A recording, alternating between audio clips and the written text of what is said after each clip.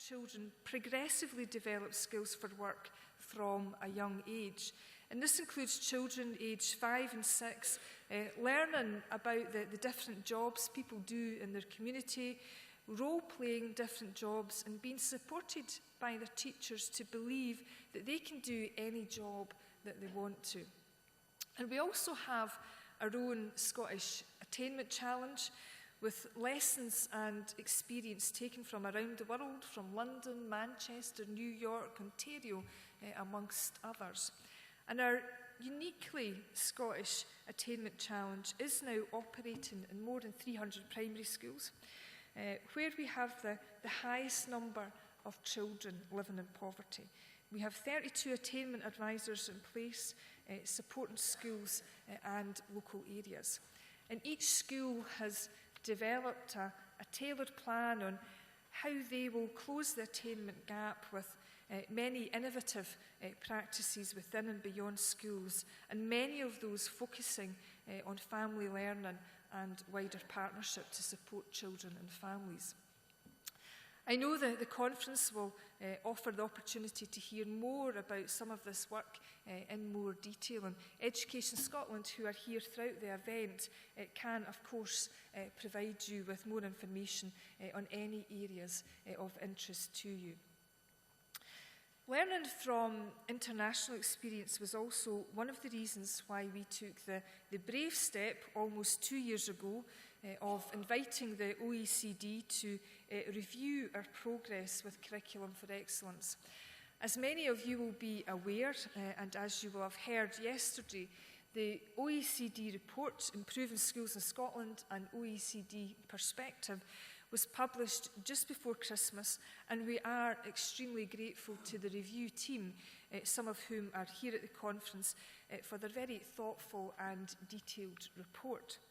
And as the First Minister said when she spoke at the launch, the report provides a clear guide to Scottish education, and I would commend it to you all.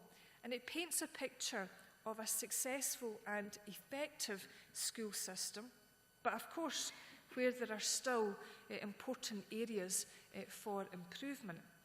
And we very much welcome the report and its 12 recommendations. They provide us with a strong platform for further improvement. And we will use it to help us reach our goal of a high-performing and fair system where every young person is able to achieve their full potential.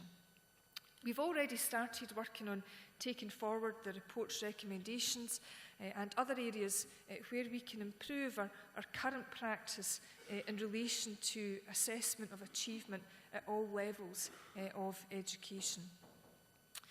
It is also important that we don't lose sight of who is best placed to drive forward delivery of our twin aims of achieving excellence and equity for all children.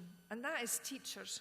They are the people who work to support our children in their learning day in and day out. They are best placed to provide the right support at the right time to children who need it most.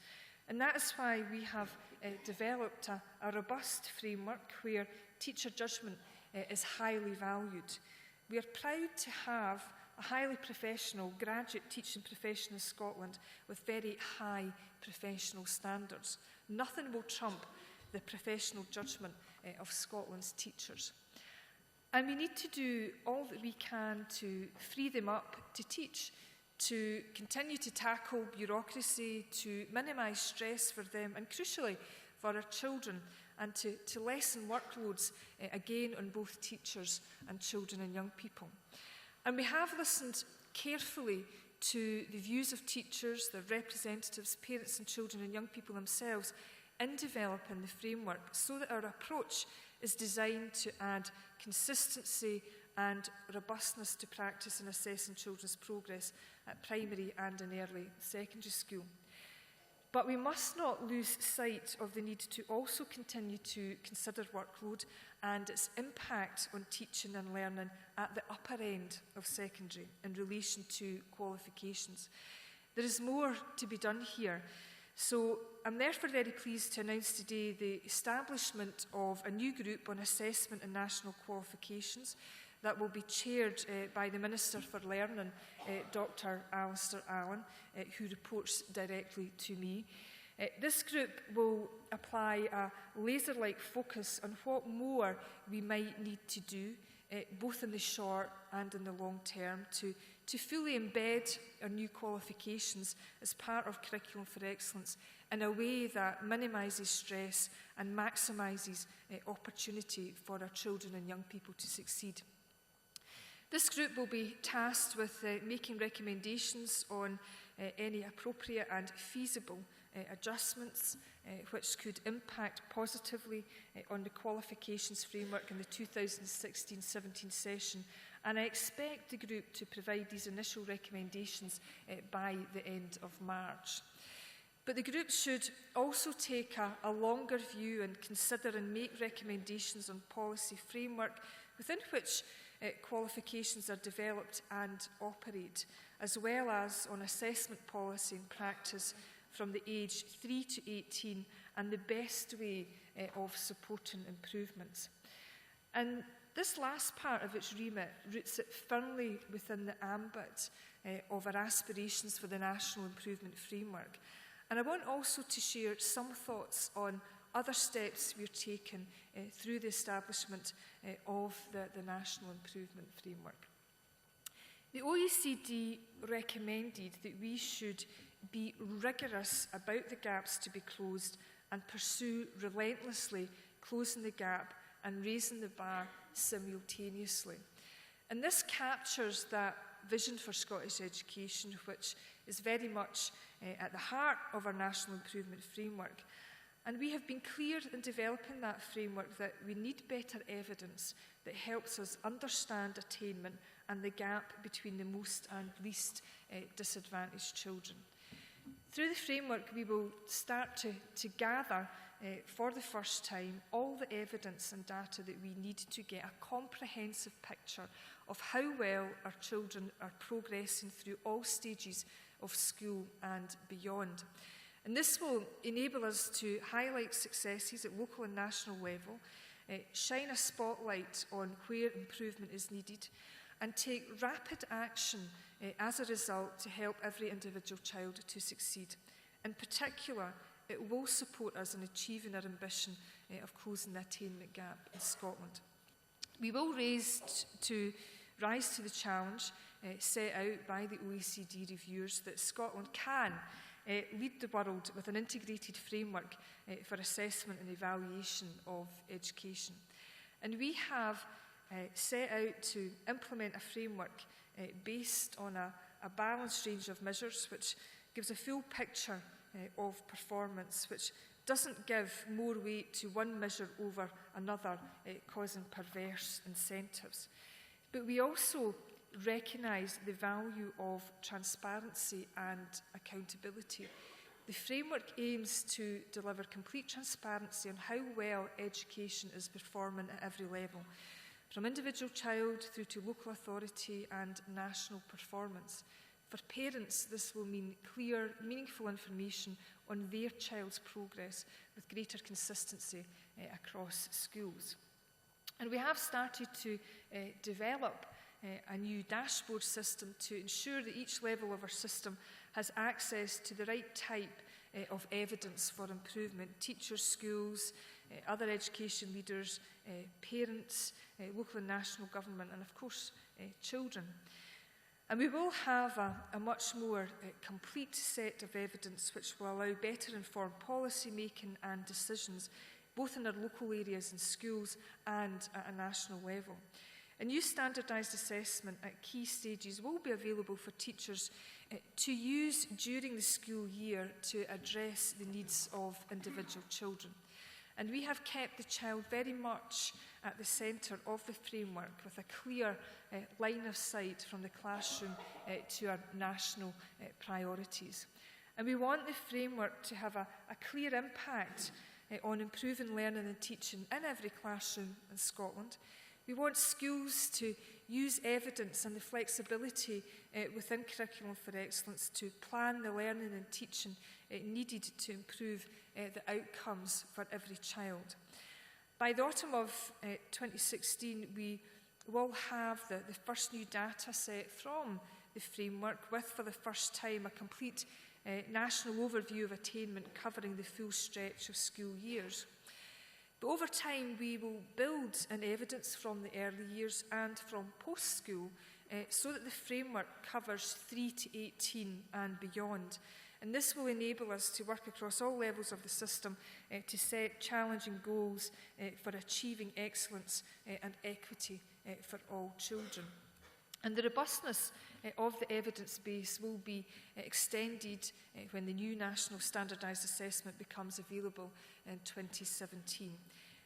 The range of other measures in the framework will help us to understand the complete picture of Scottish education in a way in which we have never before been able to do. But the OECD also describe us here in Scotland as at a watershed moment, and they recognise many positive developments. For example, our levels of academic achievement are above international averages in science and reading as measured by PISA, while similar to the average in mathematics. Achievement levels are spread relatively equally by international standards. Scottish students are resilient. Our schools are inclusive. They are clear upward trends in attainment and positive destinations beyond school. And there are positive attitudes amongst our school pupils and connections with teachers and schools. And of course, risk behaviour is also improving.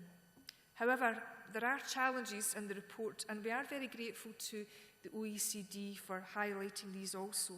This supports us in our determination to focus on our vision of achieving excellence and equity within our education system.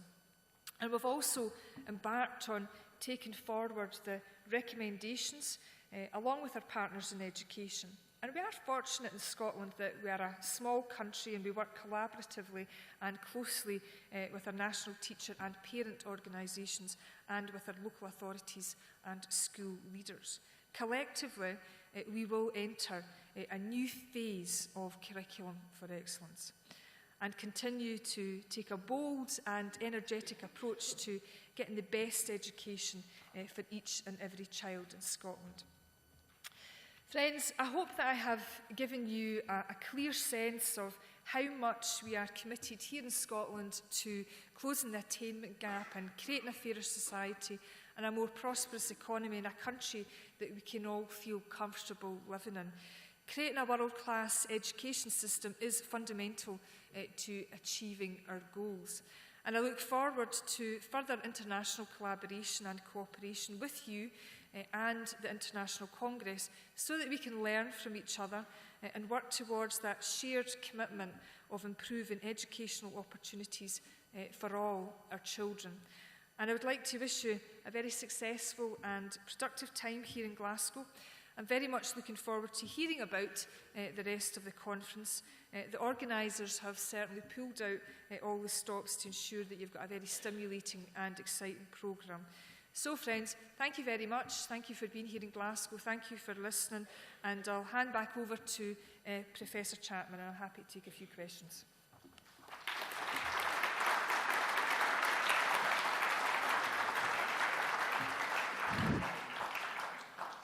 Thank you very much, Cabinet Secretary. As you point out in your speech, we're fortunate to have a couple of representatives from the OECD review team here, including the chair and one of the authors. So while the audience prepares themselves for a couple of questions, I'm just going to hand over firstly to David Istance and then to Andy Hargreaves for a brief response. Well, thank you very much, Cabinet Secretary. Thank you, everyone here. This has been a very stimulating and enjoyable exercise, and it's great to hear that it has been welcomed in the way in which it has been. This is the idea of the OECD. I'm speaking now as the head of the OECD review team. This is when I think the OECD is working at its best.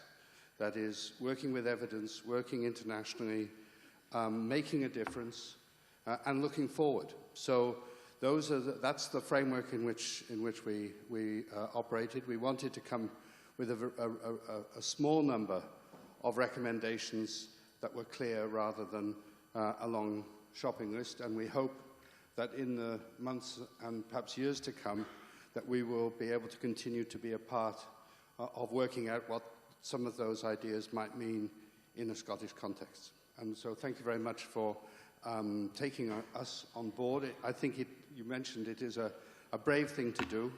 It's not easy to open oneself up for this kind of scrutiny, and we were very pleased in the way in which the door was very much opened to us. Thank you. Cabinet Secretary Angela Constance, thank you again for a really terrific presentation and laying out what the strategic implications are of your own thinking, your own strengths as a country, and the other perspectives that you've been open to as well. I think many of us would have been delighted to hear the sentence, nothing will trump the professional judgment of Scotland's teachers. And some of us probably wondered if you were commenting on 2 items in the news today in Scotland rather than one, in the sense that perhaps Scotland no longer has any place for trumps of any kind.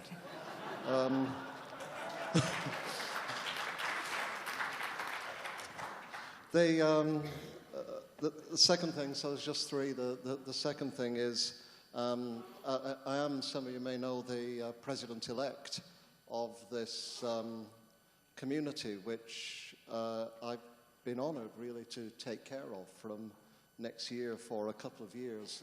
We value international work, and when in our review we visit schools, we went to the Outer Hebrides, to Stornoway.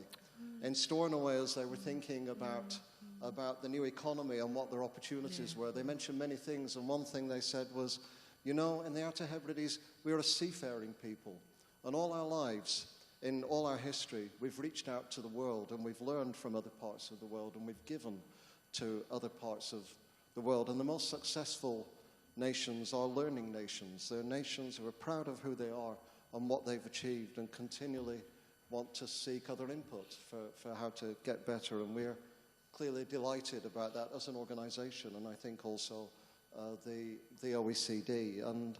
And the last thing is, in so much of your message about how to raise the bar and narrow the gap and what kind of measures may be helpful in doing that, there's probably 2 things to keep thinking about. One is to be more specific, but keep monitoring that you're staying bold, because being bold is what you already have to give to the world. Being bold and specific is how you can lead the rest of the world by bringing these two things together. So monitor a lot of things, not only attainment, and monitor things about the teachers, as you do in the National Improvement Framework, and about the leaders, and about how they work together effectively as communities, because that's where you'll get your biggest impact, and not only what they have individually in terms of their competence. Thanks for your remarks. Thanks for the work you do as a leader of this magnificent education system that was very moving for us to review when we met all of you and were able to come into your schools and see the work on the ground. Thank you. Thank you.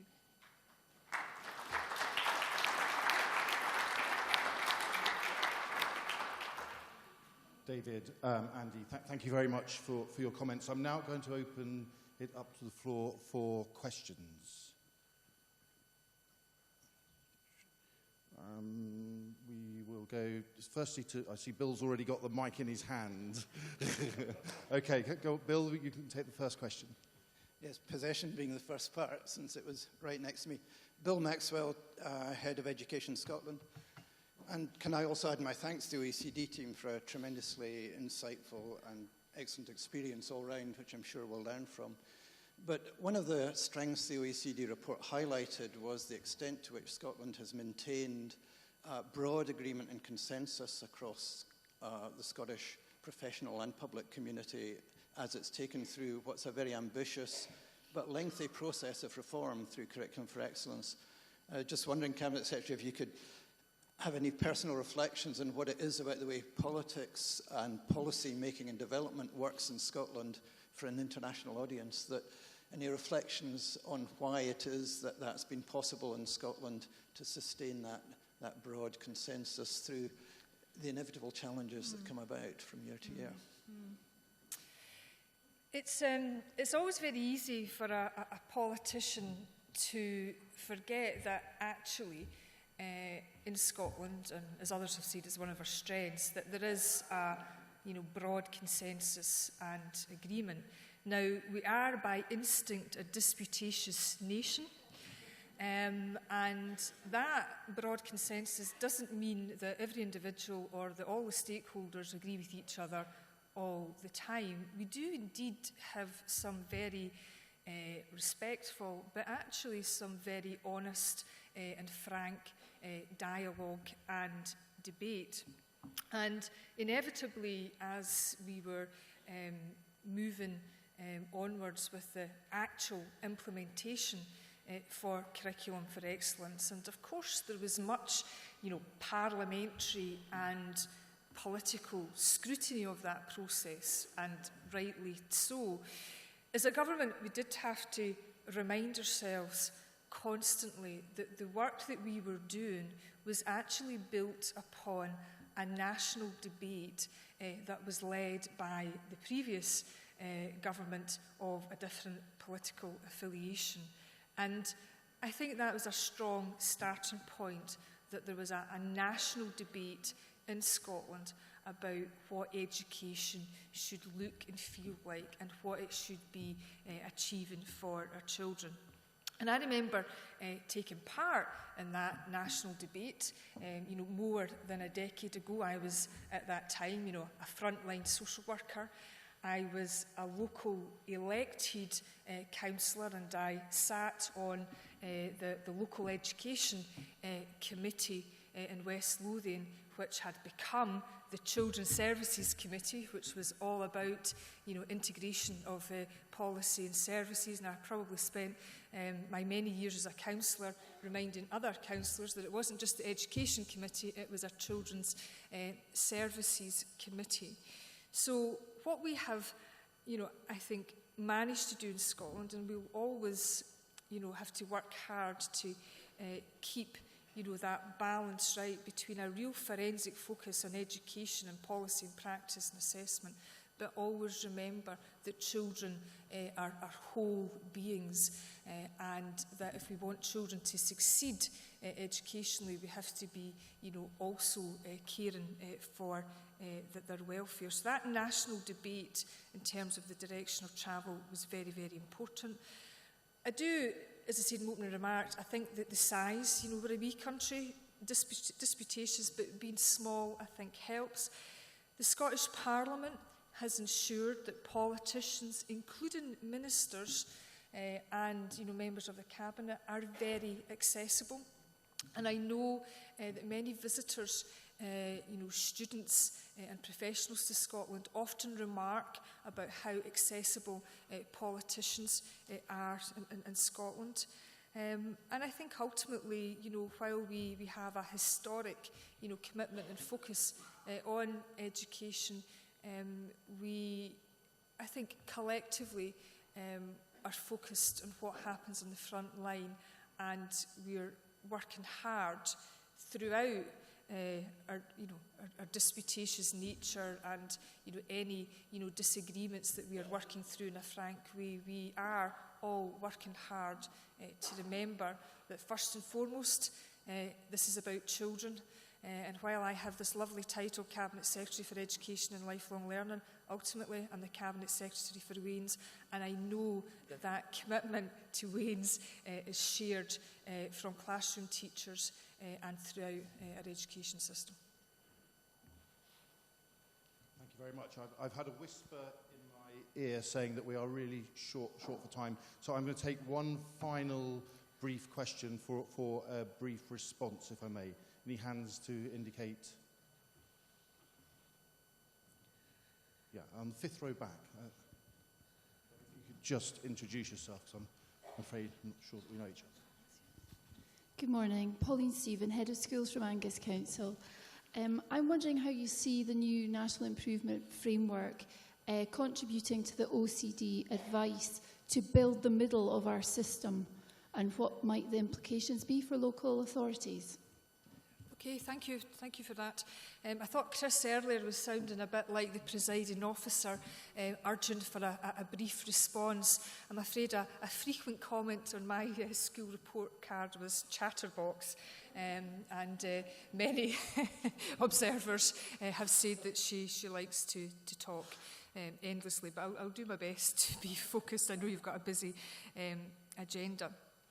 I think one of the important things about the National Improvement Framework, and we've worked hard to incorporate the views of stakeholders, and you'll see that when we published the National Improvement Framework yesterday, we also published, along with that, our consultation document, the feedback that we got, the length and breadth of the country, from 9,000 teachers, educationalists, children, young people and parents. And we also published a document called What You Said and What We Did. So we're very, from the word go, actively responding to, the feedback that we receive all the time. And at the core of the National Improvement Framework is the fact that it will be, based in statute. We've successfully, stage 2 of the Education Bill, inserted amendments that gives the National Improvement Framework a basis in statute. And that means that every year, there has to be an annual report on the National Improvement Framework. It places the same obligations on national government as it does local government, that we have to share information and that we both have to report annually.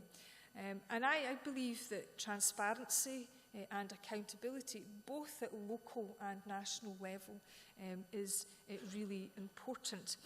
So, that's part of the National Improvement Framework. And then, of course, there is the OECD report that talks about, and poses the questions about how can we re-energise and reinvigorate what it calls the middle, what you or I would probably refer to as local government. And as we move forward with implementing the recommendations of the OECD report, we will have to again do that in collaboration and indeed in partnership with local government. And what struck me, or one of the many things about the OECD report that struck me, apart from the courage to remain bold, was that we need to move beyond that systems management and have a new dynamism in our classrooms, but also need to reinvigorate the middle. And of course, some of the work that we've already started in terms of leadership with SCEL, attainment advisors, but crucially with the Raising Attainment for All programme and the Early Years Collaborative, which is all about sharing best practice, how schools and local authorities can work better together to share best practice, I think gives us a very important start as we work together in our deliberations about how we reinvigorate the middle part of our education system. Cabinet Secretary, thank you so much for coming to our Congress this morning and sharing some of your thoughts with us.